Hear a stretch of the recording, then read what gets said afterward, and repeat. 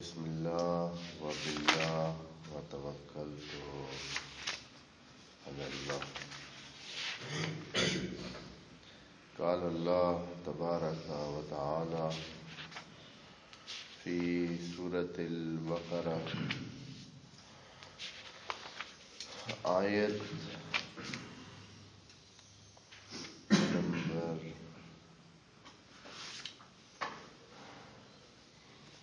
49۔ آیت نمبر 49۔ بسم اللہ الرحمن الرحیم۔ وَإِذْ نَجَّيْنَاكُمْ مِنْ آلِ فِرْعَوْنَ يَسُومُونَكُمْ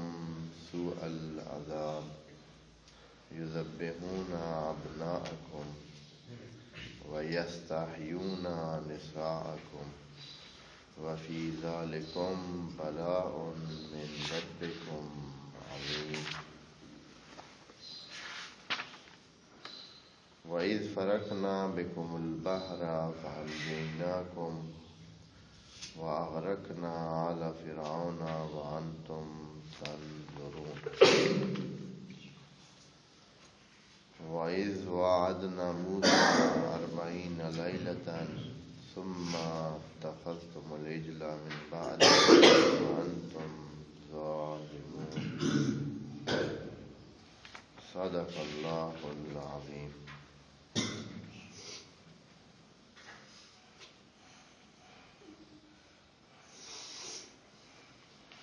سورہ بقرہ کی یہ آیات جیسے پہلے عرض کیا ہے، بنی اسرائیل کے بارے میں ہیں، یعنی خطاب ان کو ہے۔ بنی اسرائیل آپ جانتے ہیں، پہلے بھی بتا چکے ہیں کہ سب سے پہلے جن کو شریعت کتاب کی صورت میں دی گئی وہ بنی اسرائیل تھے۔ یہ جناب ابراہیم کی اولاد میں سے تھے، اور ان کا اس طرح نامدار قوم بننا ایک ترتیب سے ہوا تھا جو جناب یوسف کے اس مصر کی طرف سفر کرنے اور پھر وہاں رہنے،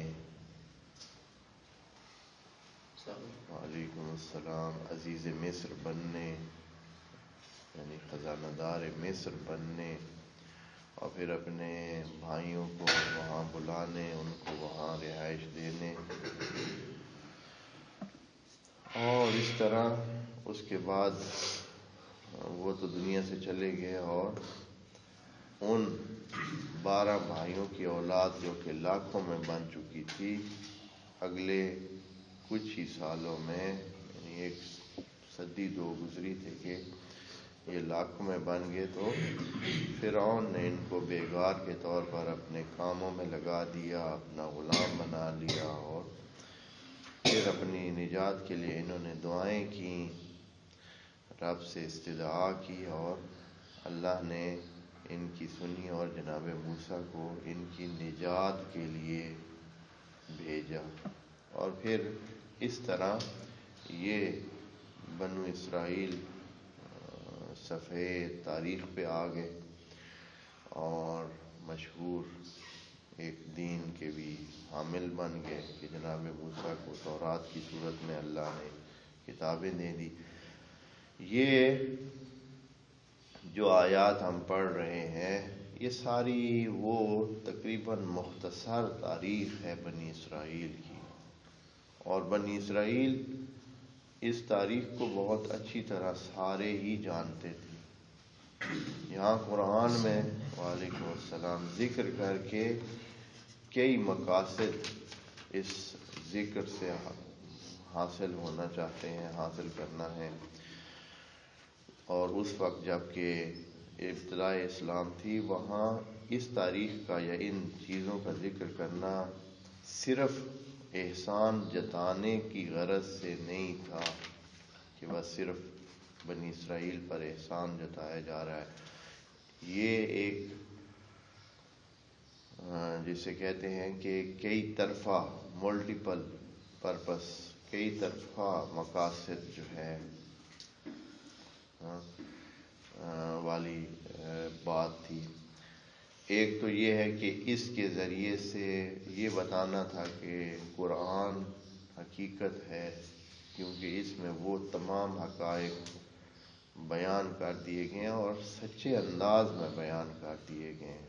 ان کو پتہ تھا کہ ان جزیات کا، ان تفصیلات کا جو قرآن میں بعض تفصیلات ذکر ہے، حقیقی طور پر کسی کو بھی پتہ نہیں تھا. مختلف رائے موجود تھیں، مختلف باتیں موجود تھیں، تو قرآن نے ایک ایک بات کر کے اس کو کلیئر کر دیا کہ یہ ہے. اور اس طرح تورات میں جو انحراف ہوا تھا یا ان کی باتوں میں جو ادھر ادھر کی بات ہوئی تھی وہ ٹھیک کر دی. تو یہ خود اعجاز قرآن اس کا مقصد تھا. دوسرا یہ ہے کہ اس سے خود اہل یہود کو ترغیب دینا تھی کہ وہ اس کو حقیقی دین سمجھ کر مان جائیں. تیسرا جو ہے مسلمانوں کے لیے ان چیزوں کا ذکر کرنا، کیونکہ اس کو پڑھنا تو اب آگے مسلمانوں نے ہے. یہود میں سے تو پتہ نہیں کتنے لوگ مسلمان ہونے ہیں یا نہیں، لیکن یہ قیامت تک مسلمانوں نے اس کتاب کو پڑھنا ہے اور ہر وقت انہی کا ذکر، یا بنی اسرائیل یا بنی اسرائیل. یہ کوئی معقول نہیں بنتا ہے اگر اس کا یہ مقصد نہ ہو. تیسرا مقصد یہ ہے کہ خود مسلمانوں کو ان پر خدا کی دی جانے والی نعمات اور جو خدا نے ان کو مختلف ادوار میں ترقیاں دی ہیں اور اس حد تک کہ ایک مسلمان امت کے طور پر پوری دنیا میں پھیلا دیا ہے اور ان کو ایک ہیمنہ دیا ہے، ان کو نبی پاک جیسی شخصیت دی ہے اور نبی آخر الزمان ان کے نصیب میں رکھا ہے. تو یہ ساری چیزیں ان کو بھی یادآوری کرانے کے لیے کہ یہ آپ بھی ایسا نہ ہو کہ انہی حالات کا شکار ہو جائے جو کہ بنو اسرائیل یا یہودی جو ہے جن کا شکار ہو گئے ہیں، اور وہ ترک کر کے کیا کر گئے ہیں، وہ ناکام ہو گئے ہیں اور اللہ کے غیظ و غضب اور لعنت کا شکار ہوئے ہیں، جیسے کہ قرآن میں یہ باتیں ساری موجود ہیں. آج جو آیت پڑھ رہے ہیں اس میں بھی اسی طرح بنی اسرائیل پر آنے والے وہ نعمات کے بڑے بڑے پیکج، یہ حقیقتاً ان کے بعد کسی کو یہ نصیب نہیں ہوئے. یہ جو باتیں اتنے لاڈ سے، اتنے قرب سے اللہ نے ان کی باتیں مانی ہیں کہ حیران ہو جاتا ہے بندہ کہ یہ کیا کیا ہے انہوں نے، یہ کیا چیز تھی، یہ ان کی اہمیت کیا تھی، کیا سلسلہ تھا کہ اللہ نے اتنے ایک ایک بات پہ، وہ چھوٹی چھوٹی باتیں ابھی آئیں گے، کچھ ذکر تو کریں گے انشاءاللہ. بہت ہی معمولی چیز بھی ان کی پوری کی کہ انہوں نے یوں کہا ہے تو اس طرح ہی چلے کر لیتے. اب یہ جو آیت ابھی ہمارے مد نظر ہے، آیت نمبر 49، اس میں ہے وَإِذْ نَجَّيْنَاكُمْ مِنْ آلِ فِرْعَوْنَ، اور جب ہم نے آپ کو نجات دی تھی. یاد کریں اہل یہود، فرعون سے ہم نجات دی تھی. نجیناکم من آل فرعون، فرعون اور فرعونیوں سے. آل فرعون یعنی وہ جو فرعون والے یا فرعونی نظریہ رکھتے ہیں، اس وقت جو بھی فرعون کے حامی تھے یا اس کے، وعلیکم السلام. آل کا لفظ حامیوں پر بھی اطلاق ہوتا ہے اور آل کا لفظ قریبیوں پر بھی ہوتا ہے، اور جو بھی اس کے سسٹم کا حصہ ہوں وہ بھی، اور جو اس کے تحت ہوں وہ بھی، جو اس کی مانتے ہیں وہ بھی، جو اس کے رشتہ دار ہیں، یعنی تمام کو آل کا لفظ تمام کے لیے استعمال ہو سکتا ہے. آل میں اور اہل میں تھوڑا سا فرق ہے صحیح کہ آل کا لفظ تقریباً معرفہ کے اوپر داخل ہوتا ہے، جیسے آل محمد، آل مصطفیٰ، اور نکرہ پر یہ آل شاید نہیں آتا ہے کہ آل رجل نہیں کہا جاتا ہے جی، اور اسی طرح آل مدینہ نہیں کہتے ہیں، لیکن اہل کا لفظ جو ہے وہ سب پہ داخل ہوتا ہے، وہ اس پہ بھی داخل ہوتا ہے، نکرہ پر بھی داخل ہوتا ہے اور معرفہ پر بھی داخل ہوتا ہے، جیسے اہل رجل ہے، اہل مدینہ ہے، اہل بلد ہے، یا اہل البیت ہے، اس طرح اہل البیت۔ تو بہرحال ان میں تھوڑا بہت فرق بہت ہے معمولی جو لغت میں دیکھا جا سکتا ہے، لیکن جو چیز مد نظر ہے وہ واضح ہے کہ جو وعلیکم السلام رشتہ داری سے بڑھ کر ہوتا ہے، یعنی رشتہ داری جو ہے وہ بھی آ جاتے ہیں جو نسب کی وجہ سے کوئی اس کے ساتھ لگتا ہو، یا اس سے ہٹ کر اس کی حکومت کا حصہ ہو یا اس کی سوچ کا حصہ ہو، تو بھی وہ آل فرعون شمار ہوگا۔ تو ان سے نجات دی اللہ نے۔ کیا کرتے تھے؟ کیا نجات دی ہے اللہ؟ کیا کرتے تھے فرعونی ان بنی اسرائیل کے ساتھ؟ یسومونکم سوء العذاب، جو آپ پر ڈھائے رکھتے تھے، سوء العذاب، بڑے سخت قسم کے عذاب، یعنی تکلیف دہ زندگی آپ کو انہوں نے دے رکھی تھی فرعونیوں نے۔ اور تکلیف دہ زندگی کئی حوالوں سے تھی۔ ایک یہ ہے کہ انہوں نے ان کو ایک بہت ہی نامناسب زندگی دے رکھی تھی، شہر سے باہر ایک خیمہ کالونی جیسے کہہ لیں، یا ایک ایسے ہی کچی آبادیاں جیسے آج کل مشہور ہے اس نام سے، ایسے بھائی جہاں بالکل ایسے گزارے کے اور جو عام طور پر رہنے کے لیے مکمل نہیں ہوتے ہیں، گھرانے، عارضی گھرانے، اور اس طرح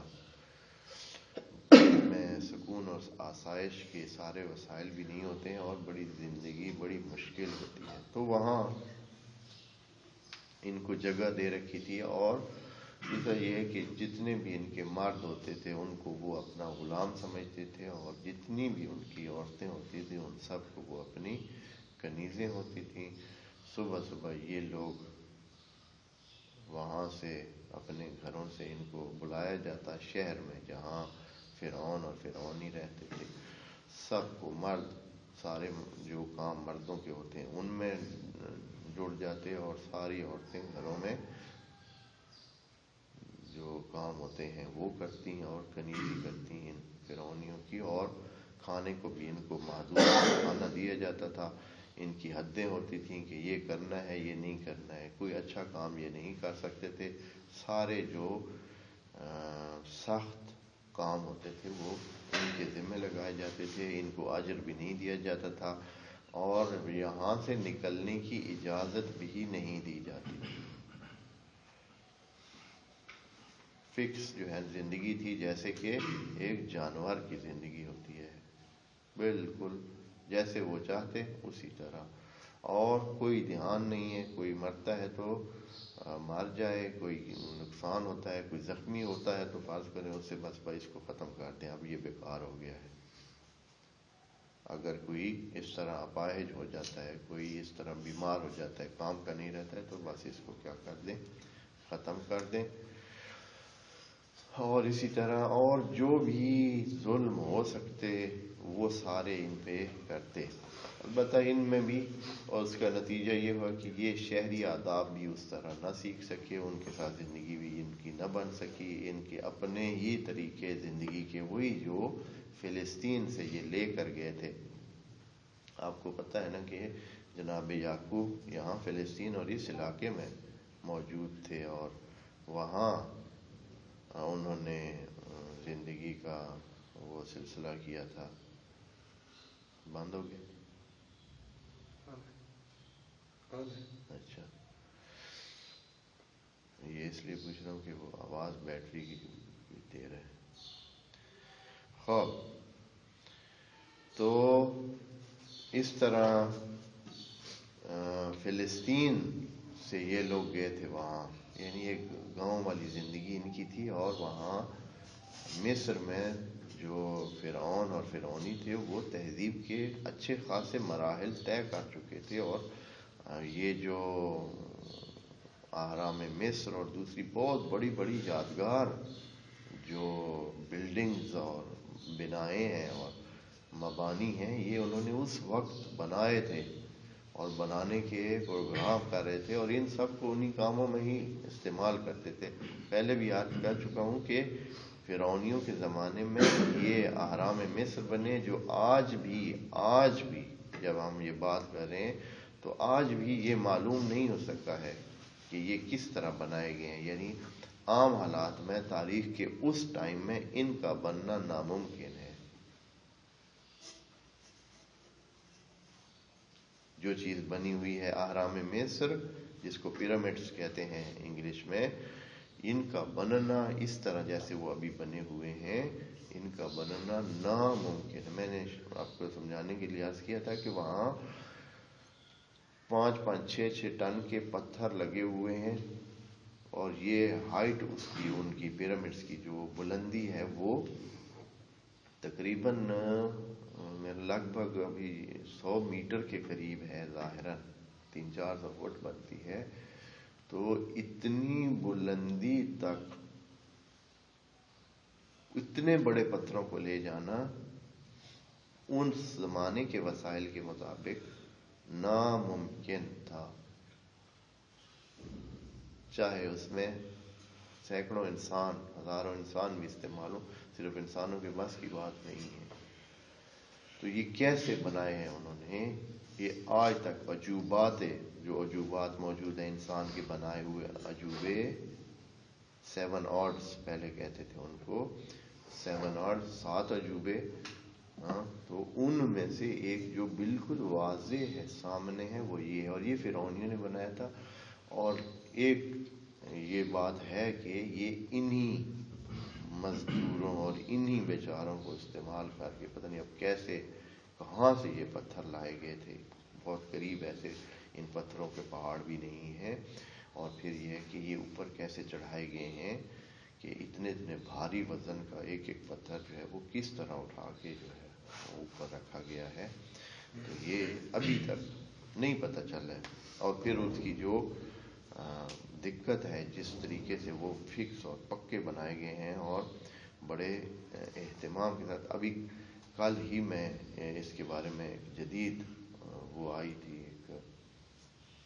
نئی خبر آئی کہ ان کے اندر، ان پیرامڈز کے اندر جو ہے وہ راستے ہیں ایک دوسرے کے ساتھ جڑنے کے لیے، اور یہ ایک بالکل ایک نئی صورتحال، اور انہوں نے کشف بھی بہت ہی طریقے سے، بہت ہی چھوٹے چھوٹے کیمروں کے ذریعے سے کہیں اندر سے جو ہے نا اس کو کیا ہے کہ اس کا راستہ کدھر ہے۔ کئی باتیں ہیں جو ابھی تک ان پیرامڈز کے بارے میں پتہ ہی نہیں ہے، اور مسلسل جو ان چیزوں کے بارے میں تحقیقات کرتے ہیں وہ اس کام میں لگے ہوئے ہیں، اور بہت ہی عجائب اور غرائب باتیں جو ہے اس سلسلے کی جو ہے وہ سامنے آ رہی۔ بس وہ لوگ کہ جو آل فرعون یا فرعونی تھے، وہ اپنی تہذیب میں اچھے خاصے آگے تھے، اور یہ بہت پیچھے، اور ان کو پھر پیچھے رکھا گیا، پھر آگے ان کو بڑھنے ہی نہیں دیا گیا، ان کو شہر میں زندگی نہیں کرنے دی گئی، ان کو ادھر ہی رکھا گیا، انہیں جھگیوں میں، یا انہیں بہت ہی بیکورڈ قسم کے جو ان کے اپنے گھرانے تھے۔ تو ان کو یہ کیا جاتا تھا کہ وہاں ہی عذابوں میں مبتلا رکھا جاتا تھا۔ کیا تھے وہ عذاب؟ دیکھیں نا، ترتیب، آیات کی ترتیب دیکھا کریں، یہ قرآنی اعجاز کے حصہ ہیں، یہ قرآن کی وہ خوبصورتی ہے، قرآن کی وہ خاص نہج ہے۔ دیکھیں نا، وَأَنجَيْنَاكُم مِّنْ آلِ فِرْعَوْنَ، آل فرعون کو پھر ان کو کیا بنا دیا، ان کی جو سارا نچوڑ یہ ہے کہ یسومونکم سوء العذاب، وہ جو عذاب میں مبتلا رکھتے تھے آپ کو، ہیوی، بھاری قسم کے، ناقابل برداشت عذاب کو کہتے ہیں سوم، اور یسومونکم یعنی چکھاتے تھے آپ کو، بلکہ آپ پر ڈھائے رکھتے تھے سوء العذاب. عذاب خود کتنی ماڑی چیز ہوگی، خود عذاب بھی کوئی کم چیز تو نہیں ہے، پھر سوء العذاب یعنی عذاب بھی عام عذاب نہیں، سوء العذاب. کیا ہے وہ؟ یذبحون ابناءکم، اس کی تفصیل آگے خود اگلے حصے میں ہے. یذبحون ابناءکم کہ آپ کے بیٹوں کو یہ ذبح کرتے تھے. خوب ذبح کرتے تھے یہ، اور اس لیے کہ ان کی آبادی ماشاءاللہ ایسے بڑھتی تھی جیسے کہ بعض آبادیاں بڑھتی ہیں، ایسے ہی مثلا بہت بہت زیادہ ادھر ہوتا ہے سلسلہ زاد و ولد کا. تو بہت ان کی آبادی بھی اسی طرح بڑھتی تھی، جیسے کہ ابھی عرض کیا کہ یہ 6-6.5 لاکھ ہو گئے تھے کچھ ہی ٹائم میں. یعنی عام طور پر اتنی بڑی آبادی نہیں تھی، حالانکہ 12 بھائی تھے، 12 بھائی اور ان کے بال بچے، یہ جو آئے تھے اور وہاں آباد ہوئے تھے 12 لوگ تھے. اور پھر 12 سے اب کتنا ٹائم ہے، یہ ٹائم تو نہیں ہے، ممکن ہے کہ ایک یا 2 صدی صرف گزرے. عام حالات میں اتنی آبادی نہیں بڑھتی. 6-6.5 لاکھ یہ لوگ ہوئے، اتنی زیادہ آبادی. اور وہ فرعون جو ہے اس کو خبر ملی کہ بھائی اس نے ایسے خواب دیکھا کہ کوئی آگ ہے جس نے اس کے سارے محلات کو اور سارے مصر کے گھرانوں کو، شہر کے گھرانوں کو ایک ایک سب کو جلا دیا ہے. تو اس خواب کو دیکھ کر اس نے پھر پوچھنے کی کوشش کی کہ یہ جو ہے جو اس وقت کے کاہن ہوتے تھے، کاہنوں کے ذریعے یہ مسئلہ معلوم کرنے کی کوشش کی. تو انہوں نے اس کو یہی بتایا کہ یہ جو ہے انہی فلسطین سے آنے والے یہ جو لوگ ہیں انہی میں سے ایک بچہ پیدا ہونا ہے جس نے تیری اس ساری سلطنت کو تہس نہس کر دینا ہے، تباہ کر دینا ہے. تو پھر اس نے کیا کیا، یہ حکم دیا کہ ان کی آبادی کو کم کیا جائے. ان کو یہ جو ہے اس کا یہ شاید خیال تھا کہ یہ چونکہ آبادی بہت زیادہ ہے اور یہ سارے مل کر میرے خلاف ایکشن لیں گے، اور پھر کیونکہ 6-7 لاکھ آبادی بہت بڑی آبادی، اس وقت پتہ نہیں شہر مصر کی پتہ نہیں اتنی آبادی تھی یا نہیں. تو اس نے حکم دیا کہ اس کی وجہ سے بھی کہ اس بچے نے جو پیدا ہونا ہے اس کو پیدا ہونے سے پہلے ہی روک دیا جائے. عام حکم جس کا بھی بچہ پیدا ہو اس کو پیدا ہوتے ہی ذبح کر دیتے تھے، مار دیتے تھے. ان کے فوجی اور ان کے وہ جو اس کے کام کے لیے انہوں نے بنائے ہوئے تھے افراد، وہ سارے اس کام میں لگے ہوئے تھے. جو اس وقت مڈ وائف یا دائیاں تھیں ان کے ذریعے سے خبر ہو جاتی تھی. اگر کوئی مثلا پہلے دن نہ صحیح تو دوسرے دن نہ صحیح، 1 مہینہ صحیح، یعنی کتنا کچھ ٹائم ادھر ادھر بندہ بچہ جو ہے وہ رہے گا، آخر سامنے آ ہی جاتا تھا. تو جیسے ہی سامنے آتا بس، چاہے وہ 1 دن کا ہو چاہے 10 دن کا ہو، تو کچھ ہی ٹائم ہے. جب یہ صورتحال کچھ سال چلائی، نتیجہ یہ نکلا کہ نئے بندے آ نہیں رہے ہیں، پچھلے بوڑھے ہو کے مر رہے ہیں، اور اب کام کرنے کے لیے ان کے پاس جو سٹاف چاہیے تھا، جو افراد چاہیے تھے، افرادی قوت ختم ہوتے گئے. پھر انہوں نے میٹنگ بلائی کہ یہ اب کیا کیا، یہ تو کام خراب ہے اس طرح. یعنی اتنے سال وہ ان کے بچوں کو ذبح کرنے کا تو ان کو کوئی مسئلہ ہی نہیں تھا کہ ہر روز اتنے جو ہے روزانہ جو کتنے بچے پیدا ہوتے ہوں گے، روزانہ ہی ایک سمجھیں کہ اچھی خاصی میں تعداد بچوں کی روزانہ ذبح ہوتی. اب یہ اس سے بڑا عذاب ہو سکتا ہے؟ یعنی ہر روز جس محلے میں جس ایریا میں وہ رہتے تھے تو وہاں رونا دھونا یعنی چیخوں کی آواز، رونے کی آواز. کہ بھائی یقیناً وہ چپ تھوڑی رہتے تھے، بھائی ٹھیک ہے جی مار گیا تو خیر ہے، مار بھی کیا گیا، اس کا گلا کاٹ کے سامنے رکھ دیا، تو ایک کیسا عذاب تھا یہ۔ اور پھر اس کے ساتھ دوسرا عذاب یہ ہے کہ جو ان کی لڑکیاں ہوتی تھیں، ابنا کو وہ ذبح کرتے تھے، لڑکیوں کو نہیں ذبح کرتے تھے، وہ چلے اس کو کیا کرتے تھے، وہ لے جاتے تھے جب بڑی ہو جاتی تھی۔ یعنی عذاب کی تہ در تہ عذاب، کہ ان کی جو بیٹیاں ہوتی تھیں ان کو وہ اپنے ساتھ بطور کنیزی جو ہے وہ لے لیتے تھے۔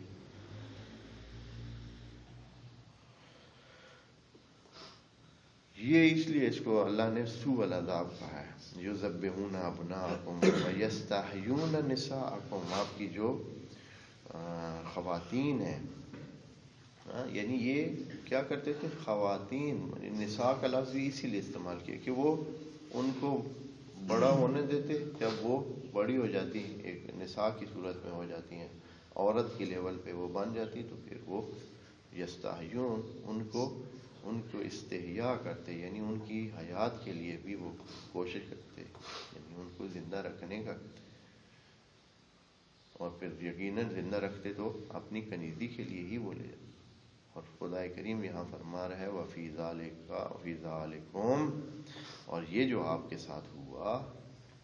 وَفِي ذَلِكُمْ، آپ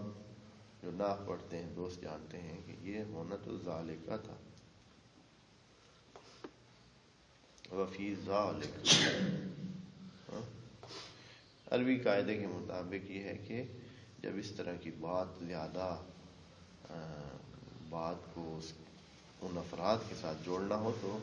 ضمیر کے ساتھ میم لگا دیتے ہیں، یہ مخاطب کی جو ضمیر ہے وہ ایک ضمیر بڑھا بھی دیتے ہیں تاکہ زیادہ تاکید کے ساتھ وہی بات اور زیادہ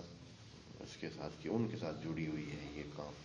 وفی ذالکم، یعنی یہ جو آپ کا تھا، یہ جو آپ کے ساتھ برتاؤ ہوا،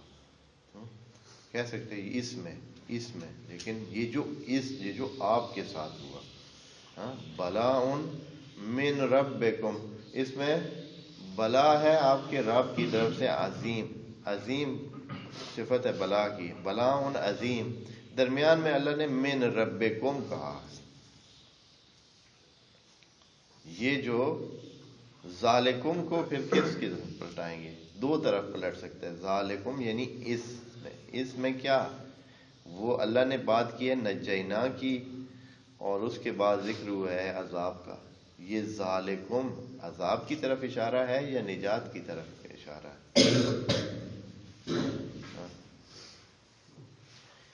ہو سکتا ہے کہ بعض مفسرین نے، جو روایتی مفسرین جو روایت کے مطابق عام بس جیسے لکھا ہوا ہے، اس میں اسی عذاب فرعون کی طرف کہا گیا کہ یہی عذاب کی طرف اشارہ ہے کہ یہ عذاب فرعون ہی اللہ کی طرف سے آپ پر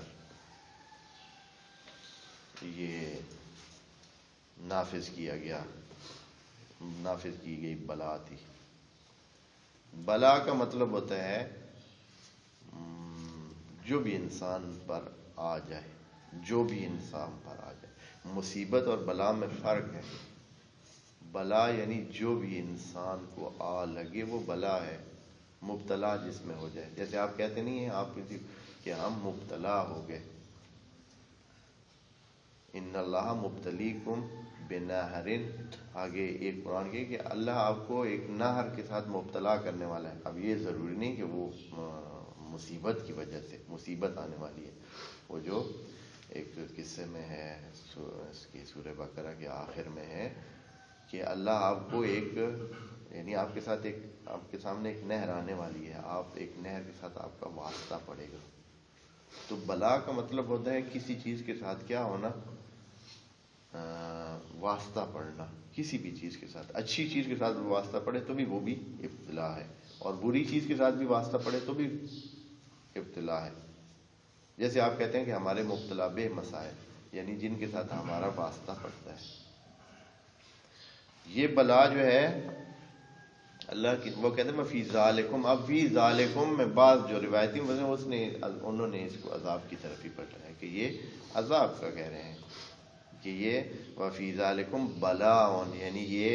ادھر ترجمہ لکھا ہے بلا کا مطلب ہے امتحان ہے جی، امتحان تھا، اور یہ اللہ کی طرف سے آپ کا امتحان تھا۔ دوسرا یہ ہے کہ بلا کا مطلب یہ ہے کہ یہ جو احسان اللہ نے کیا ہے، کیا کیا ہے احسان اللہ نے، کیونکہ آیت کے اول میں کیا ہے وَإِذْ نَجَّيْنَاكُمْ، یہ جو اللہ نے نجات دی ہے یہ آپ کے لیے خود امتحان ہے یا احسان ہے، اس لیے کہ بلا احسان کی صورت میں بھی ہو سکتی ہے، اس کے دونوں معنی لیے، احسان عظیم ہو تو بھی، عذاب علیم ہو تو بھی بلا ہوتی ہے، دونوں ہی جو ہے نا وہ ایک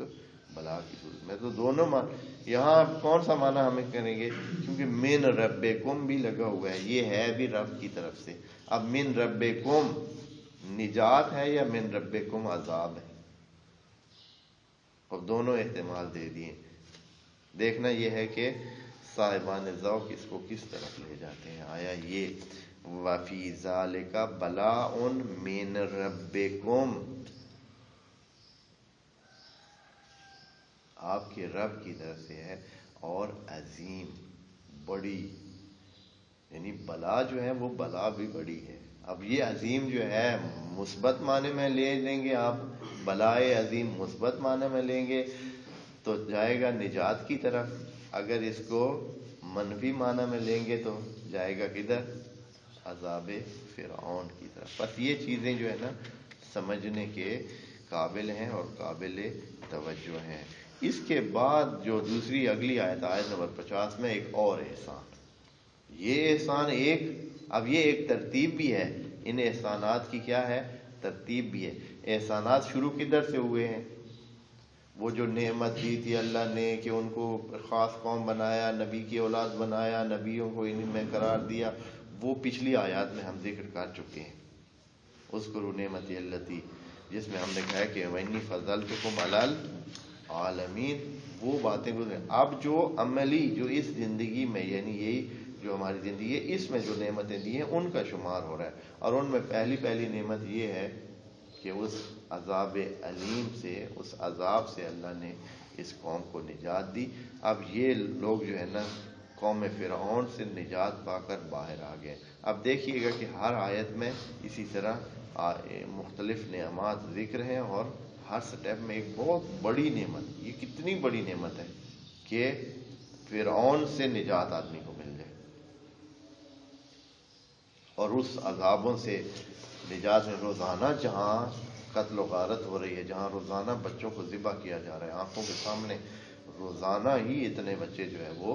قتل کر دیے جاتے ہیں۔ تو وہ میں ایک اس چیز کو مکمل کر دوں کہ پہلے تو سب بچوں کو روزانہ ہوتا تھا، پھر انہوں نے کہا کہ یہ تو کام نہیں چلے گا، اس طرح تو ہمارے پھر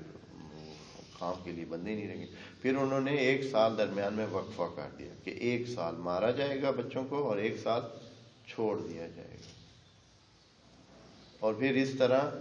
پھر انہوں نے دیکھا کہ بھائی ماشاءاللہ جس سال چھوڑنا ہوتا ہے اسی سال ہی جو ہے نا وہ صحیح جو ہے ہوتی ہے، محصولات اچھے خاصے جو ہے وہ ہوتے ہیں، اور بچے کافی سارے ہو جاتے ہیں۔ پھر ان کو مسئلہ بنا، اور وہ پھر بھی یعنی ایک سلسلہ اسی طرح جاری تھا کہ ابھی انہی دوران ہی جو ہے وہ جناب ہارون اس سال پیدا ہو گئے جس سال چھوٹ تھی کہ بھائی کسی بچے کو نہیں مارنا ہے، اس سال جناب ہارون پیدا ہوئے، اگلے سال جو ہے وہ جناب موسیٰ پیدا ہو گئے، یا پھر یعنی اب یہ ہے کہ ان میں سے بڑا کون تھا، ہو سکتا ہے کہ جناب موسیٰ بڑے ہوں، پہلے جناب موسیٰ پیدا ہوئے ہوں، بعد میں جو ہے وہ جناب ہارون پیدا ہوئے۔ اب ان کے چھوٹے بڑے ہونے کا اگر آیا ذکر تو انشاءاللہ کر دیں گے۔ تو جناب موسیٰ بعین اسی سال پیدا ہوئے جس سال بچوں کو قتل کیا جانا تھا، تو پھر بھی اللہ نے کس طریقے سے ان کو بچایا وہ خود جو ہے تفصیل اس کی موجود ہے، انشاءاللہ جب آئے گی تو عرض کریں گے۔ والسلام علیکم ورحمۃ اللہ وبرکاتہ۔